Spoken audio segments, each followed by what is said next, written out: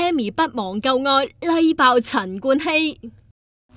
Cammy 搞咩啊？以為自己介紹樓盤啊？妹妹仔見得世面少，去到上海咁豪嘅酒店拍片 upload 上 video， 兼喺微博 share 心情。近來啲星好 like 個熱網啊！ Cammy 仲講過唔算數，之前話同陳冠希已經冇晒關係，而家就喺呢度拉爆人，擺明對舊愛念念不忘啦。佢尋日喺上海攞年度風尚模特兒大獎嗰陣，中班成熟，唔知係咪要轉個碌再引 Edison 注意呢？啫，你咪淨係話 Cammy 先得噶 ，Edison 嘅 follow 咗柏芝啦。